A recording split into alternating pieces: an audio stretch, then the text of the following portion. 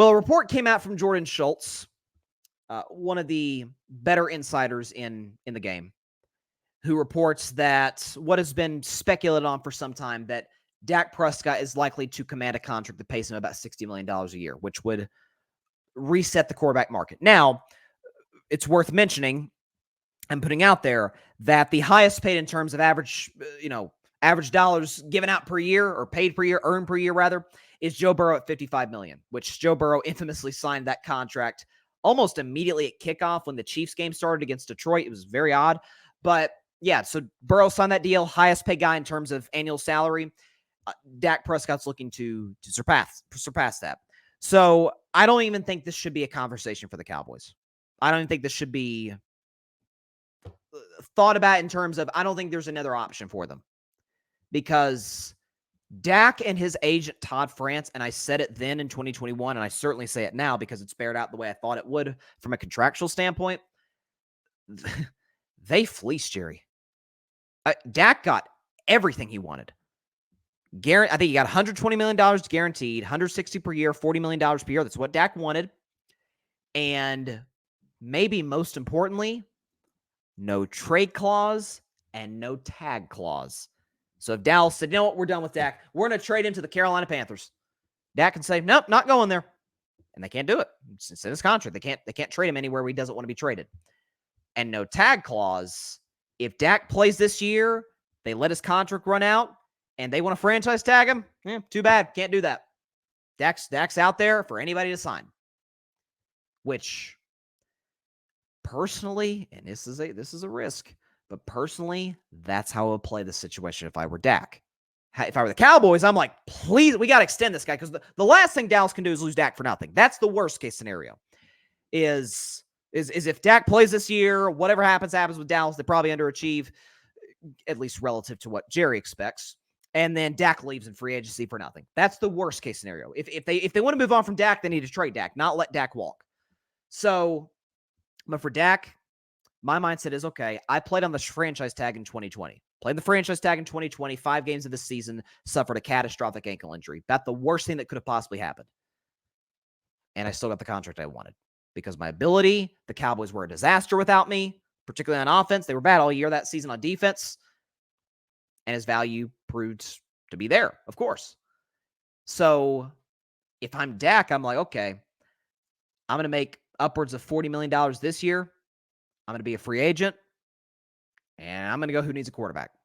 Because there's a lot of teams out there that are in a rough space or in a confusing space at the quarterback position. We don't know what Atlanta's going to do. We don't know what Miami's going to do with Tua. The reports are they're going to extend Tua. I don't know that yet. Well, we got to see what Tua wants. You know, what is Minnesota going to do? Is Kirk going to stay long term? If so, is he going to be is he going to be that terribly productive? What do the Saints do? Tennessee. I mean, there's a lot of Pittsburgh.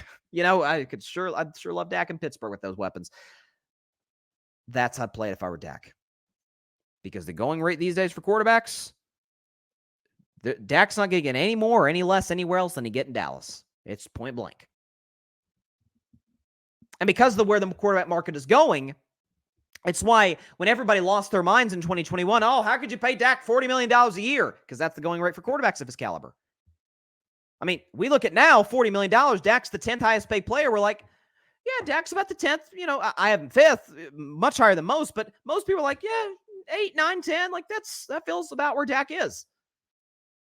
You tell me a guy coming off a guy who finished second for MVP, had 36 touchdown passes, 41 touchdown interception ratio, completed almost 70% of his passes, second in passer rating, second in QBR. Oh yeah, we should just let him walk.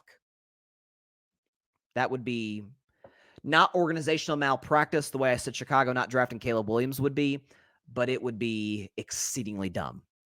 Because if we know anything about Dallas's history, in the last 2.5 decades, the 2 quarterbacks that have been most successful there, Tony Romo, Dak Prescott, they lucked into both of them. Tony Romo was undrafted. Dallas could have drafted him 7 times, and I don't know if they had 7 picks that year, but there were 7 rounds. Romo didn't go in any of them. They had multiple opportunities, didn't draft him. Dak was about a late second round prospect who got booted to the 4th round because he had a DUI before the draft. So that hurt his stock. Even so, all the reporters in Dallas will tell you this. Jerry Jones of the Cowboys wanted Connor Cook out of Michigan State than Dak Prescott out of Mississippi State. So they lucked into Dak there because the Raiders took Connor Cook. So this notion that Dallas just replaced Dak like that. Newsflash, I like Shedeur Sanders a lot.